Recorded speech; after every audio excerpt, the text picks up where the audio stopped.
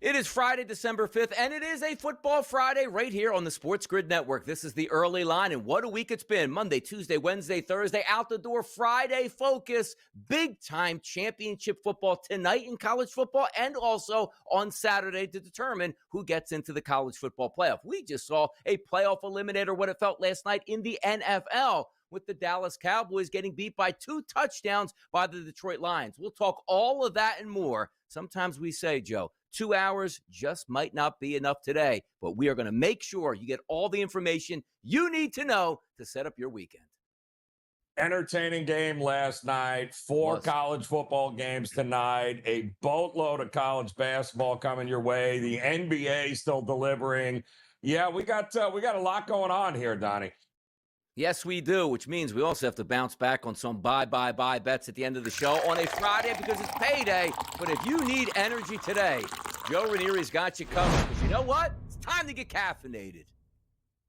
It is, Donnie. And today, let's talk about the hottest thing in college football right now. And I don't mean the playoffs. No. I am talking about the absolute 5-alarm dumpster fire that is blazing in Happy Valley right now. Because we've got to talk about the Penn State coaching search, Donnie, or should I say the lack thereof. For decades, we have been told that Penn State is the pinnacle job. It's the dream job. It's the CEO of college football job. We are Penn State, right, Donnie? Well, right now, we are a laughing stock. Because let's rewind. They fired James Franklin on October 12th. Why? Well, they wanted to get a head start on the coaching market, Donnie. They had the pick of the litter at that time. They had all the money, all the prestige, all the opportunity. Well, fast forward. Here we are, first week in December. The offices in State College remain empty. Signing day has come and gone. Do you know what happened? Well, they had originally a class of 24 recruits that were ready to sign when James Franklin was fired. By the time the ink dried, 2 of those 24 actually signed. That's 2 of the 24. The rest, bunch of them went to James Franklin at his new gig at Virginia Tech. The guy they fired is actually now looting the cupboard on his way out the door. That's priceless. So whose fault is this, Donnie?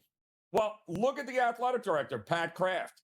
He swung for the fences. Originally, we heard rumors of would Urban Meyer come out of retirement.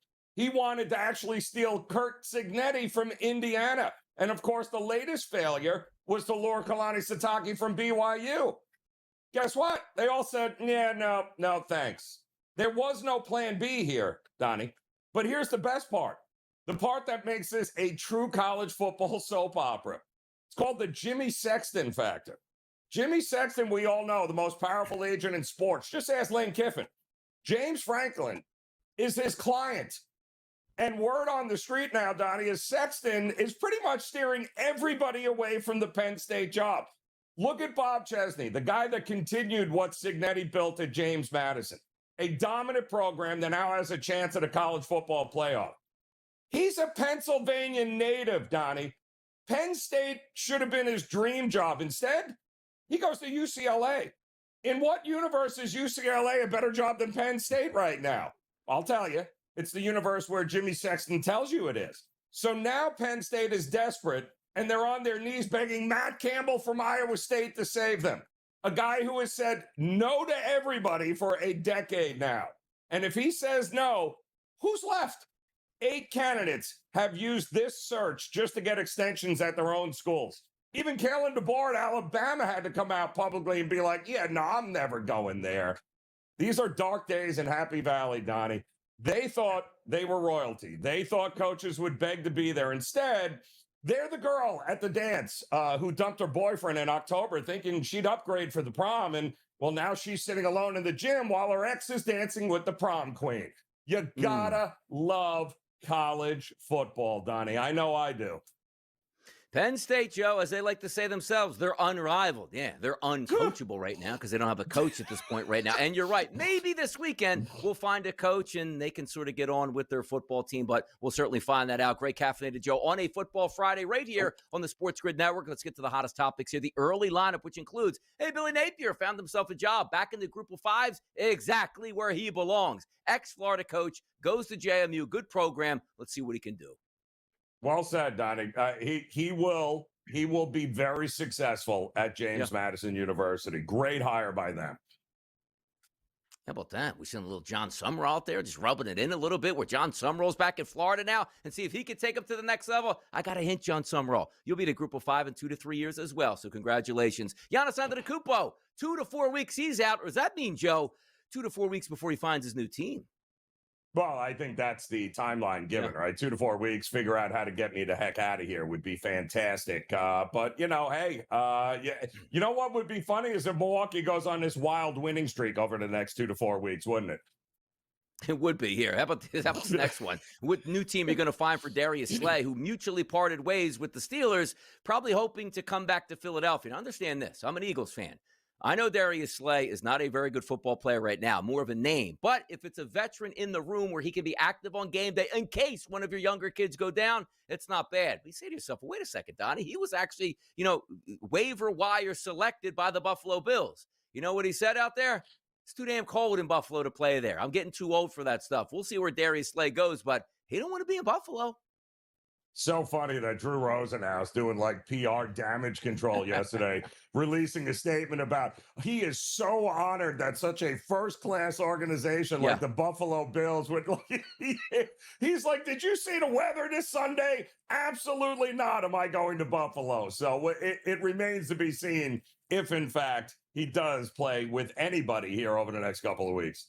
It's not as if you're fighting on the waiver wire for like Sauce Gardner who lands there. It's Darius Slay. Whoever gets him, he's probably going to get beat like a drum, but it is what it is. He's a name out there, and a lot of people still need help in that defensive backfield here. Russell Wilson, he's giving help, to the booth. He's going to be actually giving commentary instead of playing football, and basically, he ain't playing football now, so why not do this? He actually hasn't played football in like 4 years, Donnie. So I don't know why they haven't had him mic'd up prior to this, because really it's what else has he done? But obviously somebody might be transitioning to his post career here, post NFL career. All right, are we holding Adidas hostage right now, Joe? Lionel Messi goes, you know what? I might not play in the World Cup 2026. How many millions of dollars is going to get him to play in the World Cup, or how much more money does he need to make to play? There's no way if he's going to be eligible to be on a World Cup team, he's not going to be on a World Cup team. Come on. Well, whatever that number is, Donnie, I assure you, they will pay it. So whatever it is, he just figure it out, write the check, and move on. You will not have a World Cup without Lionel Messi. How about the biggest news of the day? The Yankees have signed, their coaching staff here. That'll do it on the bases. They'll get base hits out of that. They'll steal bases out of that. They'll hit home runs out of that. Congrats, Yanks. Yeah. Lot to discuss here with Major League Baseball coming up this season. That's for sure. Let's just try to stay healthy, Yankees, shall we? That would be great. Yeah, Dave from Ronkonkoma is sort of calling into their fan at this point, trying to say, the Yankees made a good move on that third base coach. What do you think? How about Jalen Carter? He's down on Monday Night Football and possibly more time. Maybe it was him against the Bears who just couldn't play and had no arms, but he got a procedure, which they're not talking about, week to week at this point. Not a good sign for the Eagles, but they did get a little bit of help last night by the Cowboys losing. Little bit of breathing room. If I'm not mistaken, Donnie, is that both shoulders? Like both shoulders got operated on? Wow. How do you do that? Crazy. Like what? You can't lift your fork at this point now? Like how, if both of your shoulders are immobile from a procedure right now, can you drive a car at this point? You certainly can't play football. The Eagles need all the help they can get, and that's not going to help here for Jalen Carter. But also, the Jalen Carter the Eagles have gotten the past couple weeks, that ain't going to help them in the playoffs either. Maybe this will help. And by the way, Jalen Carter, didn't he have the same shoulder injuries during the offseason? Get it fixed in the offseason. We'll be back. Spread lines up next.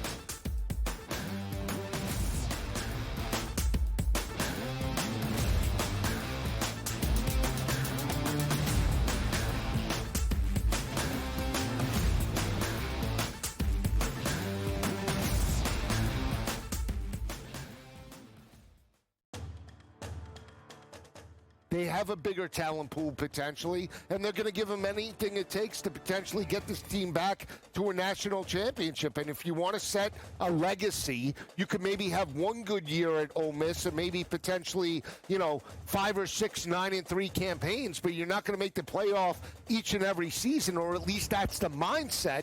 You have a better path at LSU or a bigger school. SportsGrid's College Football Today. Now you're a 1 o'clock guy again, huh? Well, I didn't know I have to appease you. What do you mean appease me? I'm trying to get a read on you. Well, that's it. I don't want you to get a read. I said. Okay. What are you? You're on me like flies on rice. Well, I once watched you destroy an NFL team's season because you zagged so hard in the best bet segment. Pro Football Today, only on SportsGrid. Everyone has just been lying about this whole thing. Okay. Of the top 15 teams in the country, there are 4 total losses to unranked football teams. Miami has half of them. Game time decisions, only on SportsGrid. Florida was thought to get Lane Kiffin, but they go and turn to Tulane head coach John Summerall. This is a solid hire, coach. He's a tough-minded coach. I thought he would be a perfect fit at Auburn, just knowing he's from Alabama. But I think Florida got an outstanding coach. He will be a tough nut that knows how to win football games. The Bowden Blitz, only on SportsGrid.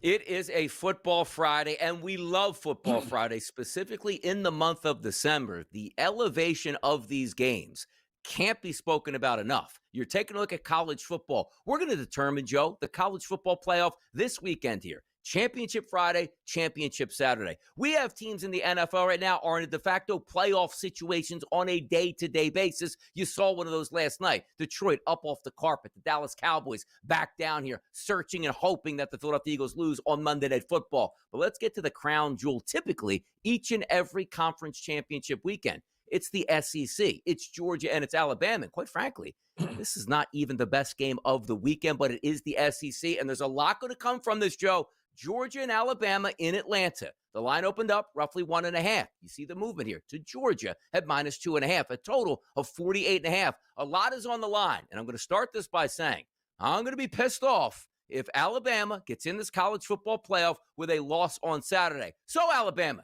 don't piss me off. Win this football game. Your spread line, Joe, for Georgia and Alabama, what is it? Well, it's interesting, right? Because we are starting to see, and you got to wonder, is there any Georgia fatigue in the marketplace here, Donnie? When it just feels like, here we go again. The problem is, Georgia doesn't exactly have the greatest track record against Bama, and this goes all the way back to the Saban days, too, as well.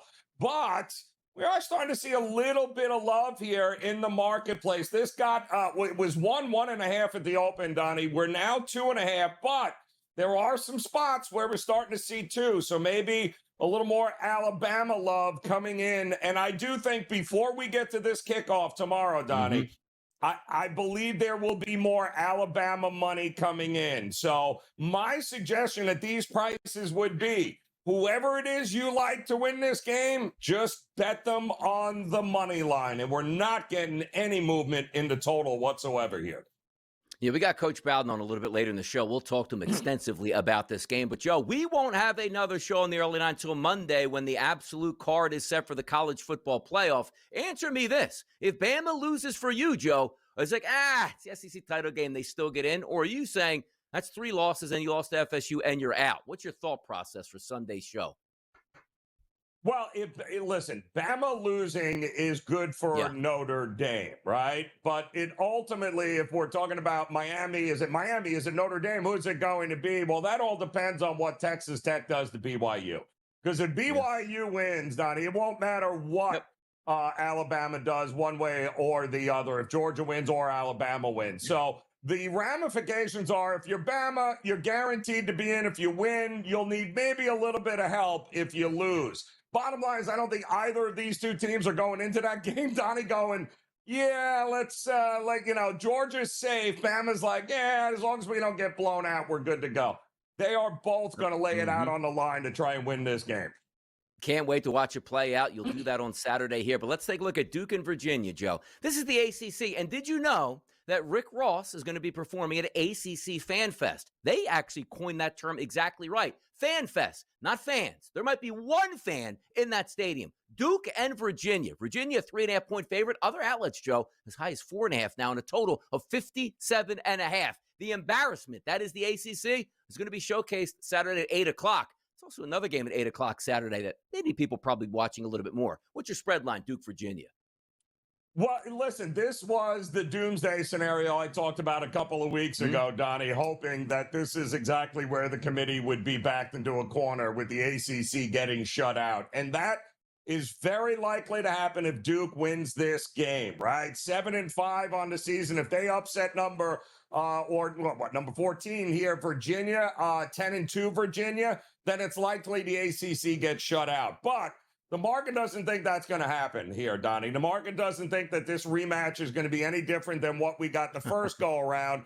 It opened up at 2.5. It's now 3.5. There may even be 4 starting to pop up. It has been all Virginia money all week long. The total hovering around 57.5. But if you want chaos, well, Duke winning would create a whole lot of chaos here. But the Cavs sitting at number 17 right now, it's pretty straightforward. If they win, the ACC is in. They'll be in at that particular point. But Duke winning would be a whole lot of chaos for the committee.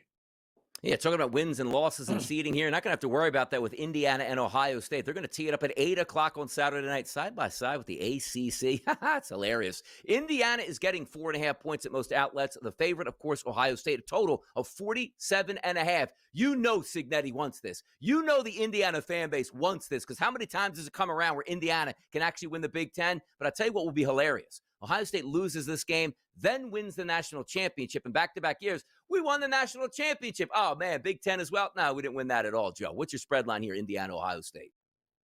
Well, Donnie, I would be very worried about this because it appears the entire world is on Indiana here. This opened up, look headline, 5.5, 6 for Ohio State. Donnie, it dipped down to 3.5 in a few spots yesterday, and that is where we saw the buyback on Ohio State. I mean, listen, Ohio State is not going to roll over for anybody. We know this. If Indiana is as good as they think they are, neutral site, all right, well, you're going to have to prove it. But I do think the Ohio State money, Donnie, is sitting on the sidelines waiting to see just how much will the public bet Indiana before kickoff here. The Ohio State money is coming, Donnie, before kick.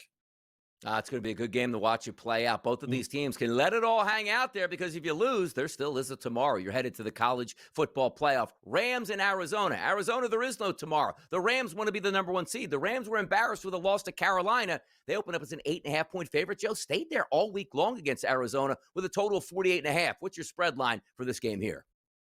Well, the crazy thing here is a lot of people thinking shootout, Donnie, and the public is all over the over. But guess what? 47.5s are popping up all over the place. The under money. This is a clear pros versus Joes from a total perspective here. Public thinks we're getting scoring, while the pros think we're going to get less scoring with these two teams. Both teams defensively, Cardinals especially, much healthier for this game than they have been in weeks past. Should be a good one, actually. You actually like to see that, too, because everybody knows that number, Joe, 47.5. It's like 3.5. It's like 7.5. It's like 14.5. It's like, ooh, you can't cross over the demarcation line right there. We got one more spread line to go, which we'll handle after the break. Then we'll get to last night's game between the Cowboys and the Lions.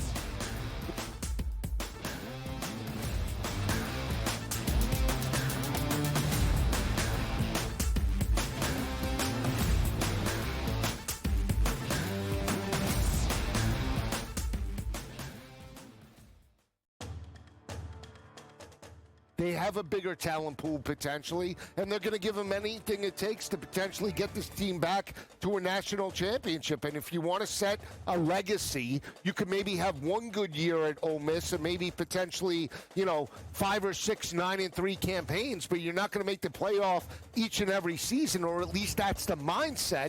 You have a better path at LSU or a bigger school. SportsGrid's College Football Today. Now you're a 1 o'clock guy again, huh? Well, I didn't know I have to appease you. What do you mean appease me? I'm trying to get a read on you. Well, that's it. I don't want you to get a read. I said. Okay. What are you? You're on me like flies on rice. Well, I once watched you destroy an NFL team's season because you zagged so hard in the Best Bet segment. Pro Football Today, only on SportsGrid. Everyone has just been lying about this whole thing. Okay. Of the top 15 teams in the country, there are 4 total losses to unranked football teams. Miami has half of them. Game time decisions, only on SportsGrid. Florida was thought to get Lane Kiffin, but they go and turn to Tulane head coach John Summerall. This is a solid hire, coach. He's a tough-minded coach. I thought he would be a perfect fit at Auburn, just knowing he's from Alabama. But I think Florida got an outstanding coach.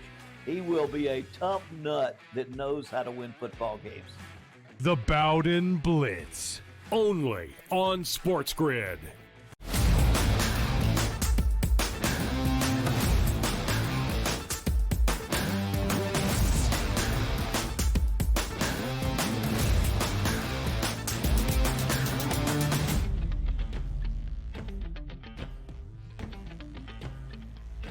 Seattle Seahawks last weekend, you know what they had to do, Joe? Run maybe the Delaware wing tee and just run the clock out, because it was clear Minnesota was of no consequence with Max Brosmer at quarterback. Now we take on Atlanta. So we're talking about Seattle heading there as a favorite of 7.5 at the opening numbers. Actually dipped down a little bit, Joe. 6.5s and 7s now in the marketplace in a total of 44.5.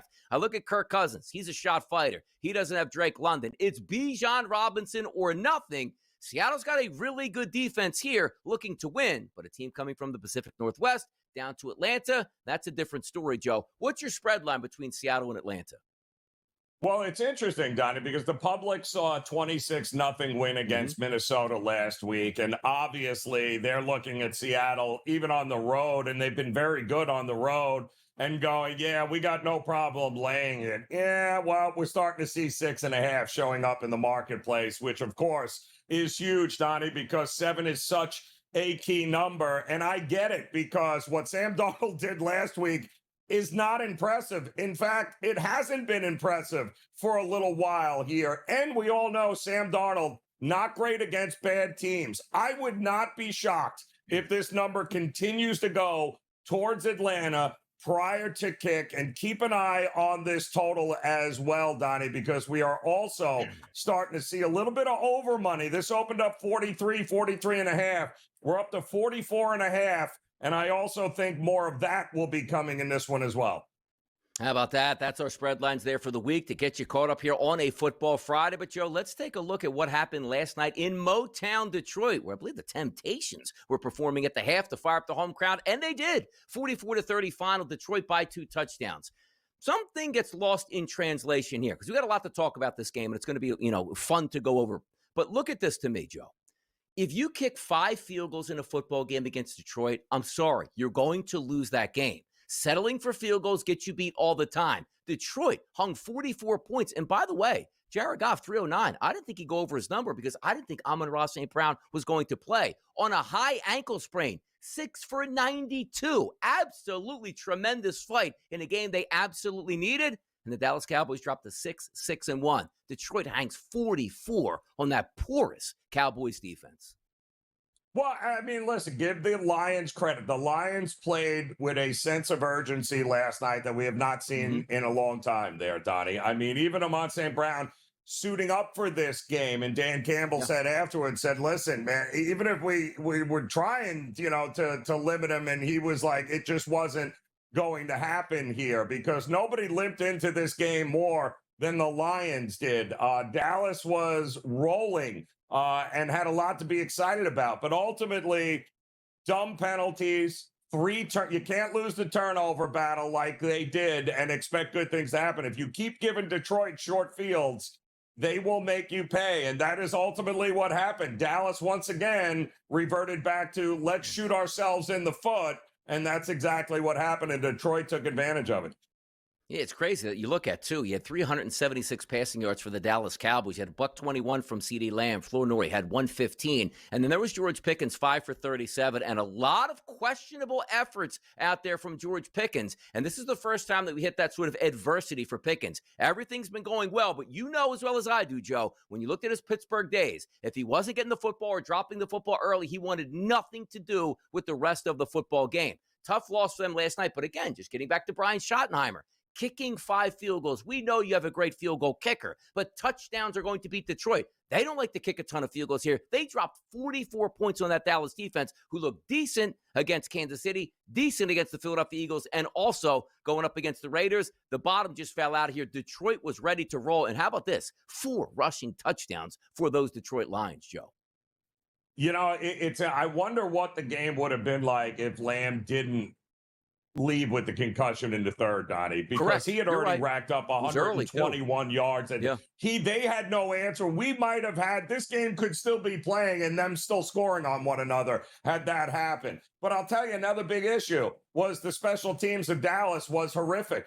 The starting field position for Detroit was midfield every time Dallas kicked off to him, Donnie. And again, it makes it a lot easier if you're Detroit, if I only got to go 50 yards as opposed to 70 or 80 yards.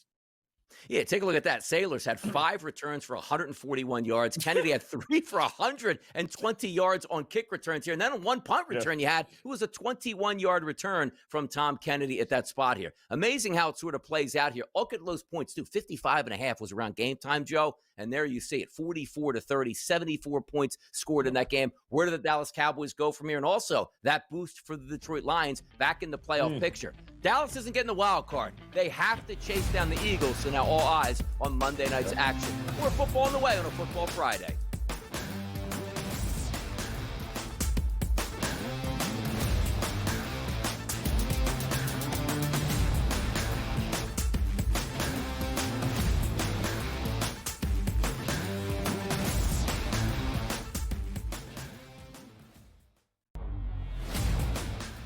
Take a look at it, you say, all right, well, can they do this? But the one thing I know, every year I love the SEC championship game. Like this year, we're going to get a pretty good treat in the Big Ten because you have Indiana and Ohio State. But every single year, it's never like I don't have to watch that, because the reason I bring that up is there's a game that's going to be on 8 o'clock that probably should just be played at midnight or 1 a.m. The ACC championship game. Like, things are not the same. The Early Line, only on SportsGrid. Splash Brothers? How about the Curry Brothers? Curry Brothers have been reunited, folks, as Seth Curry has signed for the rest of the year, according to Shams Charania. This is a good sign for a Warriors team for what they need off the bench. Coming off a career year where he shot 45.6% from 3. He is a career 43.3% shooter from 3-point range. Pro basketball today, only on SportsGrid. You've got an 18-1-6 hockey team. You've got a 10-2 football team. So the best record in hockey, the best record in football, and top 5 in the NBA with Jokic and the gang, and the Nuggets at 14-6. And I'm saying to myself, what other town comes close to that? The Craig Carton Show, only on SportsGrid. Chris Beard said, I can just play different players. And kudos to Chris Beard. NIL does not matter. Recruiting rankings don't matter. Who your AAU coaches doesn't matter. At the end of the day as a coach, your loyalty is to your school. Your loyalty is to all the kids in the program. College basketball today, only on SportsGrid.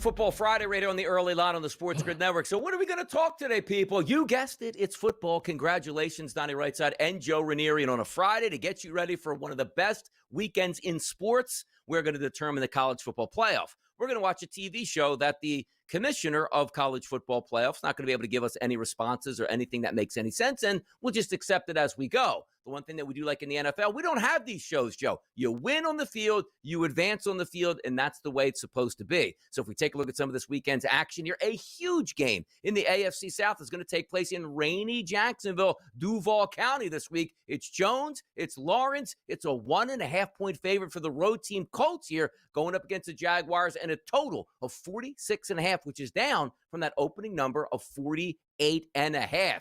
Jacksonville can take that next step. Indianapolis can hold on to their season, Joe. 1-point line. Whoa, how about that? Yeah, it's kind of crazy. I mean, last week was the first time all year that Indy didn't hit, I think, at least 20 points.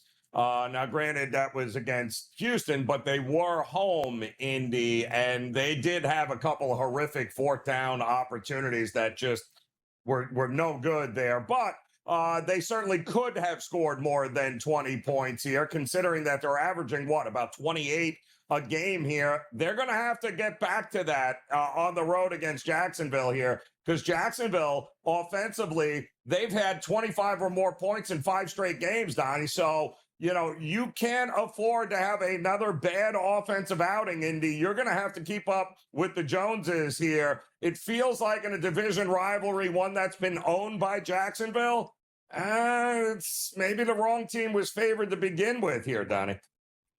Here I go again on my own. Why does it feel like I want to take Minnesota this weekend? And why does it feel like I want to buy them at their lowest point? Because they're going up against a defense you can go against and have success. That's the Washington Commanders and the Minnesota Vikings. J.J. McCarthy's going to get the start. They're a slight favorite here. I look at the props there in the marketplace for Justin Jefferson, low 60s. Pull me off the ledge here. And also, I'm seeing a to be determined who's going to be the quarterback for Washington this weekend. Marcus Mariota's done well, but a full practice, Joe Raineri, yesterday for Jaden Daniels. What do we think? Well, it's hilarious, too, because if you actually look, both of those guys have started equal amount of games this season, Daniels and Mariota. And when you dive into the numbers, Donnie, Mariota's been the better quarterback. Which is hilarious when you think about it. But it just goes to show you there wasn't as big a drop-off as people thought with this team. And I love that McLaurin is back healthy here. Kingsbury and company looking to get it done. But I don't want nothing to do with a side here, Donnie. You know what I would rather look? Because I think whether or not it's going to be Daniels or Mariota, I thought the number was too low for the total here. 40.5, 41.5. Yes. I thought that was too low. It feels like points are coming in this game, and that's the way I would approach it. I'm telling, we talk like the Kalshi markets in the stock market. It's when you buy it. Like, you don't, hey, if you buy it high and you still win, that's great. But you want to buy the low point that goes, boy, I'm getting a steal in the spot. And you don't want to outsmart yourself. We have to understand this. It's a little bit different than going on the road and playing the 12s last week and saying, like, what the hell am I going to do with this? Where you're at home against a Washington team that's dead with a terrible defense. That has the ability to score, which means you just can't run the clock out on your side of the football. I'm telling you, I'm going to get caught up, Joe, and I'm going to be tweeting out on Sunday, I'm an idiot. I took J.J. McCarthy once again here. Let's get to a really interesting football game at 1 o'clock, though. This is in Buffalo from Orchard Park. Some snow starting to creep into the forecast. Yes, it's going to be cold, but the winds are going to be manageable. Cincinnati got a full practice yesterday, Joe, out of T. Higgins, which means Chase, Higgins, and Burrow back to try to make one last playoff run. Buffalo's a favorite in this game, -5.5, and we love, Joe, what they did last week at Pittsburgh. Took it to the ground attack and absolutely physically dominated the Pittsburgh Steelers. But understand this, you got to get pressure on Joe Burrow and get him off of his mark. If you have no Epinesa this week in a defensive end or Bosa, I don't know how that's going to work, because the one thing we know, Buffalo's looking for secondary help wherever they can get it, and it's not coming. Yeah, well, I'll tell you what is coming. The points are coming in this game. And you don't have to look any further than when this total opened up 51.5, 52. Now we're up to 53.5. And there's some light snow in the forecast for Sunday, but temperature going to be around 30 degrees. All right, no big deal. The wind is not going to be a factor in this game. And you're coming on, and you mentioned it, Donnie, talking about the Kalshi markets, right? It's when are you buying here? Well, yes. The public just watched the Bills run 63% of their plays on the ground against Pittsburgh. What they didn't realize is they didn't have a choice because the wind was about 30 miles an hour at Pittsburgh against Pittsburgh. So they were never going to throw the ball. They were always going to run it. So now everyone thinks they're a running team. Yeah, I do not be shocked if Josh Allen's pulling that ball out and throwing it all over the yard. Dalton Kincaid looks like he is trending in the right direction. Both tackles should be back. But you're right. Not having Bosa, advantage Joe Burrow in that offense. This feels like, if you thought last night was a crazy shootout, this one feels like it's going to be crazy as well. Friday practice reports, people, key for this game, looking at some of those Buffalo Bills injuries here. But Jamar Chase, he loves a little Joe Burrow action. Let's get to a little clip here and see why. I don't think Joe is the underdog. I think they looking at the whole team as the underdog in the situation. And I think Joe just doing what Captain America do, saves the day. You know what I'm saying? And that's what we need him to do as a quarterback, as a leader of the offense, of the whole team. We need him to step up and be that guy. Has he been, you feel like he's always kind of been that, where like when the challenge is placed in front of him, where people say you can't do something, he sort of brings another level out of him? 100%. I think that adds fire to him. Fire to his fuel all the time, man. I think that's what he likes. I think that's really what makes his personality, if I'm being honest. Gotta love that. When you're a wide receiver knowing 15 targets are coming your way from one of the best quarterbacks, you're going to be excited too, Joe. Yeah, well, and you should be if you're a Cincinnati backer this week, because Joe Burrow, 19-2-2 against the number in his career as an underdog of a field goal or more. Like to see it. Maybe we get the points. The boys are back in town. Josh Allen's going to have to show up. Maybe a 6 combined touchdown effort like we saw him in the previous few games here. But let's understand this. The Pittsburgh Steelers and the Baltimore Ravens, one of the best rivalries in football, usually hard-hitting, has lost a little bit of his teeth. But this game's going to go a long way to determine who's actually going to win the AFC North here. And a new player showing up here, not Darius Slay, he was released. Adam Thielen's in town talking about how tough it is maybe to actually learn a new playbook. All right, you guys all ready? And what's that learning curve like? Is it pretty steep or no? It's steep. Yeah, I mean, learning an NFL playbook in a few days, it's comparable to learning a new language. But no, it's stuff I love to do. I love the game of football. I love learning new systems and just trying to get the verbiage down and all the little details. Aaron's been playing a long time, so a lot of different things that he does at the line of scrimmage, and just trying to get a grasp for the foundation first, and then learn all the intricacies after that, and take it one day at a time. You had a hot end the last. He's right about that. Like, I played football my entire life. Learning a new playbook is one of the worst experiences you can have because you're so familiar with what you have. The equivalent would be, Donnie, we're transferring you over to France. You got to learn French, and you got a week to do it, Joe. That ain't the easiest thing to do, learn an NFL playbook, when it's hard enough even just to recite the plays, let alone play the plays. Well, the plays are the play. It's the terminology. Like, an out route is an out route, but it's how they're calling it for you and what you do. That's always the trickiest part for these guys. But they'll have a package of plays that are designed for him that, they'll work on and he'll be good to go. But keep an eye on Lamar Jackson in this game, because he popped up again yesterday now as a questionable tag for this game. He has not had a full week of practice, and I can't remember how long here, Donnie, and that's not good news for Baltimore. You like the XYZs out there in the H-backs. I'm telling you right now, when you take a look at football, there were so many times, Joe, where I would break the huddle and have to recite plays in my mind. Yeah. Like, we used to have terminology like right over off, which meant I was supposed to be on the left side, but the over off canceled that out, and I went to the right side and then have to come back in motion. I'm telling you, man, football players ain't stupid. It's really hard, some of these play calls that they give you here. Much more coming up next, which includes our guy, Tom Vecchio, right here.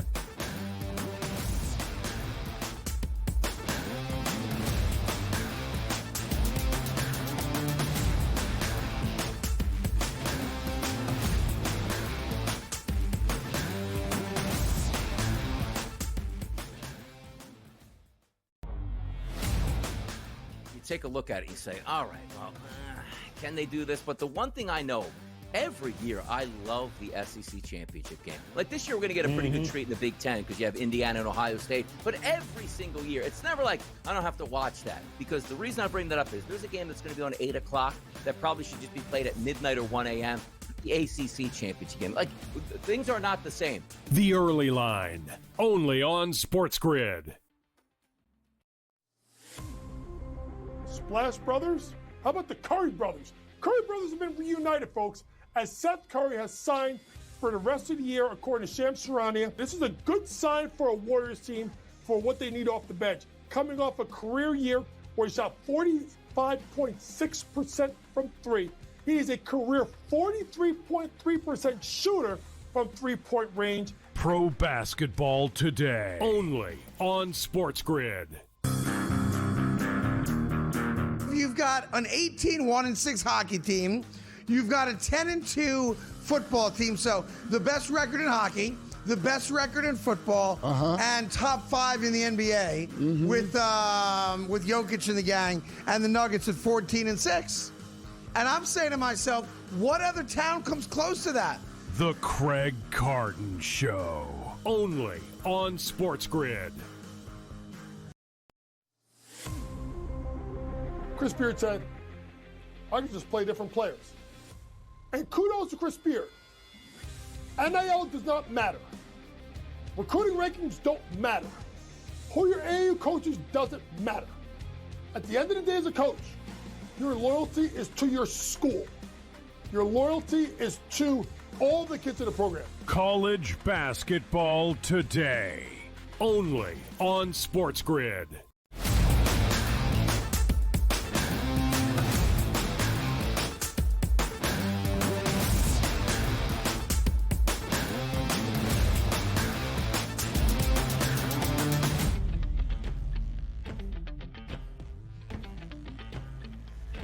Football Friday, people get excited. I'm excited. I love Fridays. I love football. I love the weekend, just like everybody else. We fought hard this week, Monday, Tuesday, Wednesday, Thursday, and Friday, to get here with such a monumental weekend on deck. That means we need help. I'm Donnie Rightside. He's Joe Raineri. Now we welcome in Tom Vecchio to talk about possibly what happened last night and also some interesting games coming up this weekend, Tommy boy. Yeah, you could say that some of us are working for the weekend, but I'm ready to go for today's slate, or I should say this weekend slate. Obviously, massively important this week in the NFL. We saw it start off last night. Playoff implications, teams fighting for their playoff lives. I'm ready to roll. Last night, Tom, loved over 1.5 rushing touchdowns for the Detroit Lions. They had 4 of them last night. Party there. And said, you know what? I got that in the first half. I'm guaranteed to get a CeeDee Lamb touchdown or a George Pickens touchdown because they're going to throw the rest of the game. Yeah. Would you know the Dallas Cowboys kicked 5 field goals last night? CeeDee Lamb had over 100 yards basically at the half and then comes down with a concussion, and George Pickens was like, I'm not playing anymore. What did you see last night? And also tell me the future of the Detroit Lions and the future of the Dallas Cowboys. You know, for the Cowboys, I went on with Scott and Gabe last night, and, Scott made a good point. Like, the Cowboys didn't get embarrassed. Like, they lost, but, the game could have turned out 35-10. Like, that's how it was looking at a certain point. Like, they were going to get absolute boat race. Like, they can at least hang their hat on, like, they played well enough. Like, the defense is still an issue. If they want to change anything, the offense is fine. Like, if you can have a 4th-string receiver with Ryan Flanoy go out there and drop 100 yards, if you fix the defense, you don't need to be a top 5 defense, but at least be league average. That could be a playoff team every year, knowing that the offense they have. The future is obviously brighter when it comes to Detroit. I just expect them to do things better from a team perspective. But Dallas's future isn't bad. They just need to make the right changes, and Jerry has to be committed to it. Well, they're not good enough where certain aspects of their team take nights off. Like you can't give Detroit, every possession started at the 50-yard line. I mean, they had almost 200 yards in returns yesterday. So that's not who you are, Kevin. Like every facet, all 3 facets have to be working. Otherwise, you're going to have a lot more results like this last night. Absolutely. Like, again, everything else but the offense. And listen, the offense isn't perfect, but at least they put up yards and they can score. And there's not many offenses around the league where, Dak's going to end the league in top 5 in yards and touchdowns. So at a certain point, it's like, if you can at least stabilize that and then fix the other things, then you could have at least some regression in the offense, and it would still be pretty darn good, even if they regress a little bit. Yeah, tough part here with the Dallas Cowboys, too, is the only chance is to chase down the Philadelphia Eagles. They're not getting a wild card. There's so many teams out there with many more victories here. They're going to have to jump over. That's tough sailing there for the Dallas Cowboys. But let's take a look, Tom, at some weekend action. One of the fun games that we're probably going to take a look at is a 1 o'clock game from Orchard Park in Buffalo. That's the Bengals and the Bills. You got now Joe Burrow back at quarterback. The expectations are T. Higgins with a full practice yesterday, another step in clearing concussion protocol, and Jamar Chase, and also a legitimate running game now. The Buffalo Bills without a couple defensive ends. This should be a fun game, Tom. How you playing it? Honestly, I lean towards the under. I lean towards getting the points with the Bengals and towards the under. At least that I'm looking at, and granted, it's Friday morning. We're not on Sunday yet, but we're going to have some weather in this game. It's going to be snowing. It's going to be cold. There shouldn't be too much wind, but it's not going to be a pretty game. It's going to be ugly. So I like Chase Brown over 12.5 rushing attempts.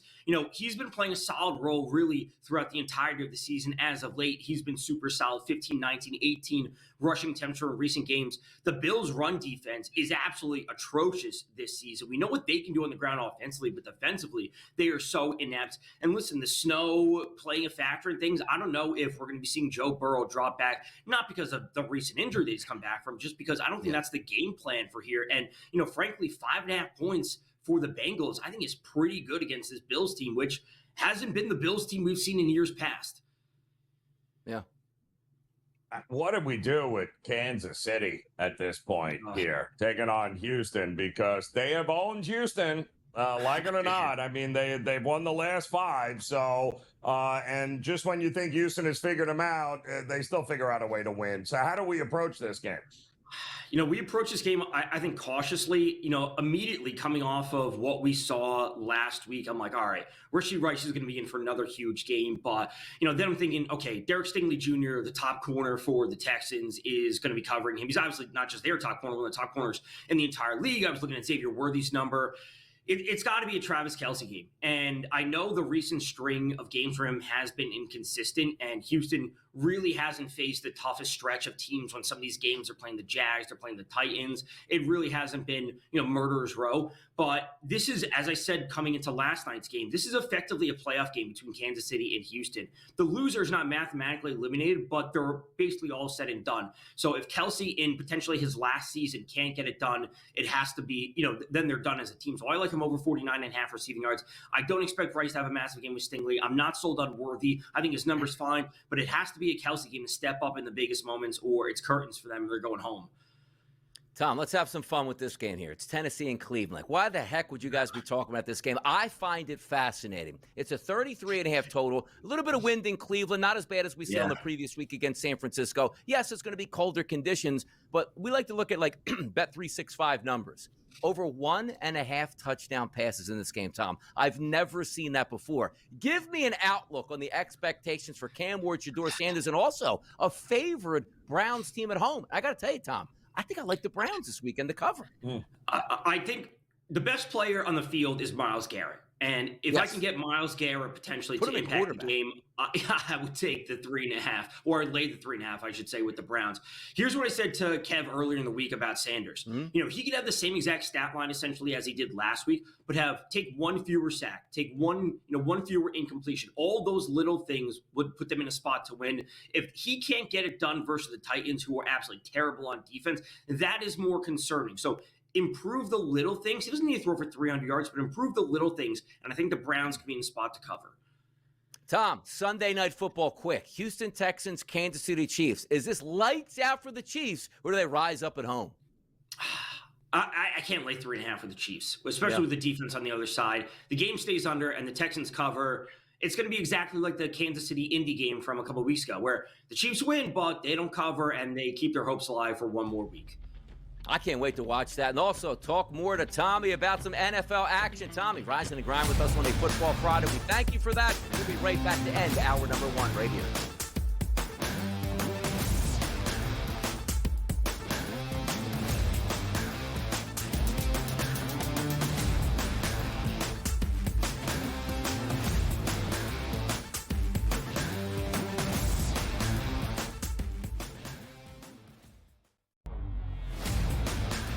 just can't quit Josh Allen. He's at a 16% chance. And then the Baltimore Ravens. Ooh, don't count Lamar out. The Indianapolis Colts and Daniel Jones and Shane Steichen. And then there's those Kansas City Chiefs. But I got to tell you, Joe, you see how we're going lower and lower on this list right here? I'm telling you, a nice little wild card down there.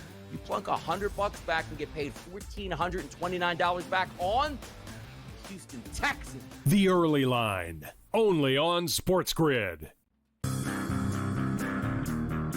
You've got an 18-1-6 hockey team. You've got a 10-2 football team. So the best record in hockey, the best record in football, and top 5 in the NBA with Jokic and the gang, and the Nuggets at 14-6. And I'm saying to myself, what other town comes close to that? The Craig Carton Show, only on SportsGrid. You then had a sensational game with the Bears and the Eagles. Who knew how great the Bears were in terms of blowing out the Eagles and maybe having the NFC race go topsy-turvy. And then you also had the 2 NBA games. So it was a big win, I thought, for Amazon for their first ever really big Black Friday day. I think it's something we see them doing now forever on that Black Friday. Newswire, only on SportsGrid. Football contest season is back, and so is the Las Vegas Football Contest Show, Season 2, the sharpest football contest show in the land. Focusing on all 3 Circus Sports contests and the Westgate Superbook Super Contest, we handicap the games and release our contest picks every week of the season. Featuring Super Contest champions Brady Cannon, James Salinas, and former NFL player Mike Pritchard, all team will have you prepared this season like none other. Check us out every weekend right here on SportsGrid.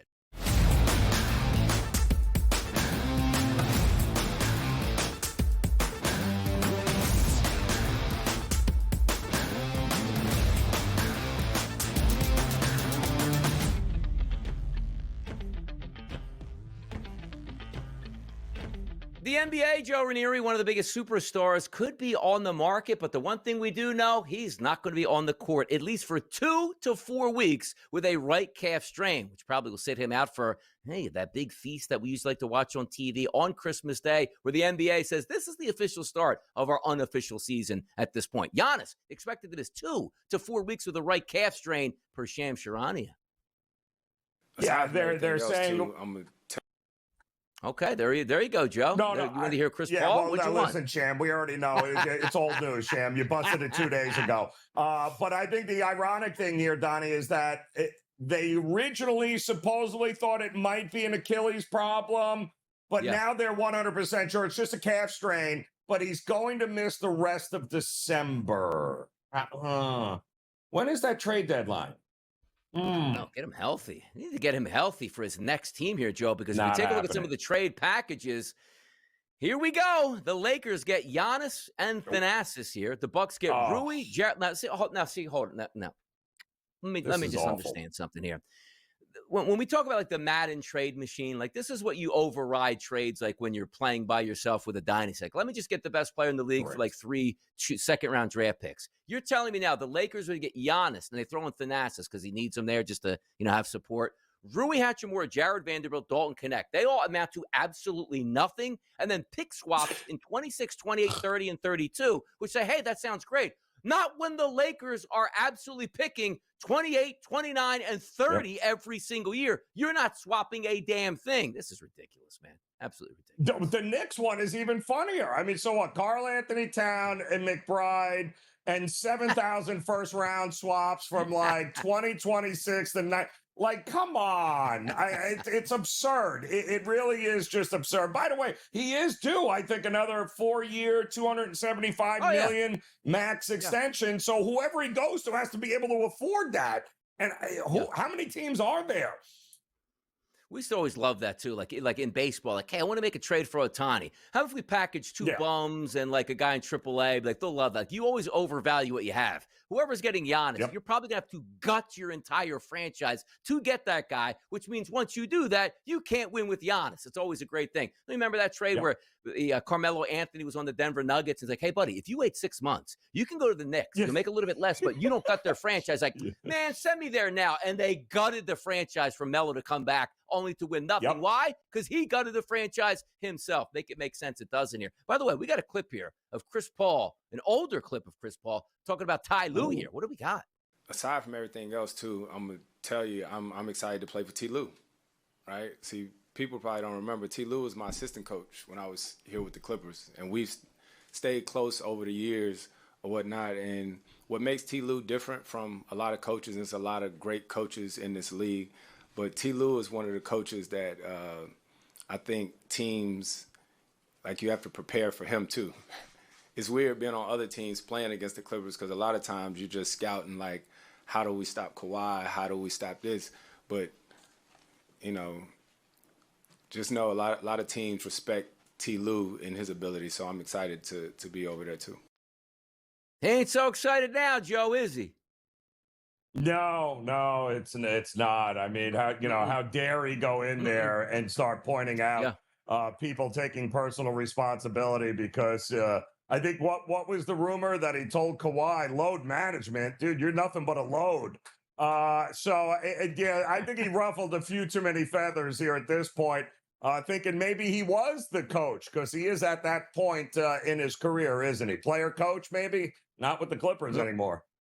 By the way, talking about those Milwaukee Bucks, they'll be without Giannis. The Philadelphia 76ers had an exciting game, and they made it exciting, going up against basically nobody playing for Golden State, and won by 1 point on a shot at the end of the game and a block at the end of the game. Sixers going to be on the road tonight to take on the Bucks as 1-point favorites here heading into it. Sixers, Bucks, any thoughts tonight, Joe? Well, will this energize the Bucks? It's kind of hard to believe, right? Giannis went out 3 minutes into that last game, and they had no problem winning that game. Will they rally around and get it done in this game against second of a back-to-back here now for the Sixers, who, I don't know, is Embiid available? Is George? I don't know anymore, Donnie, with what rotation is going to be available for the Sixers. It makes it difficult. You know what makes it difficult for me? Looking back last night, the Lakers in Toronto, where LeBron James scored under 10 points. Luka Doncic didn't play. I had to cover 1.5 points in a close game, and I didn't because the Lakers end up winning. LeBron James scoring less than 10 points, that hasn't happened in a long time. Look at some of those players right there. Look at Joakim Noah back in 06, 07? What was that with Florida when he won? My goodness, here. It's been a long time for LeBron James. Crazy stuff. Hour number 2, Joe. We're only getting started.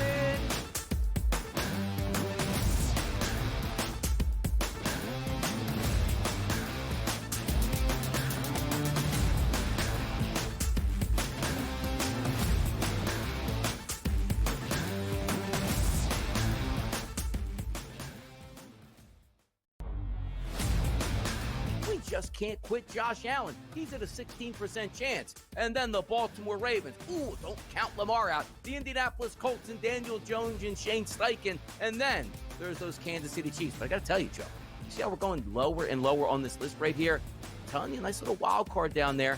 You plunk $100 back and get paid $1,429 back on Houston Texans. The Early Line, only on SportsGrid. You've got an 18-1-6 hockey team. You've got a 10-2 football team. So the best record in hockey, the best record in football, and top 5 in the NBA with Jokic and the gang, and the Nuggets at 14-6. And I'm saying to myself, what other town comes close to that? The Craig Carton Show, only on SportsGrid. You then had a sensational game with the Bears and the Eagles. Who knew how great the Bears were in terms of blowing out the Eagles and having the NFC race go topsy-turvy?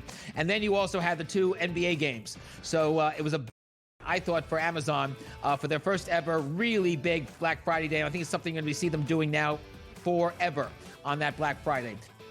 Newswire, only on SportsGrid.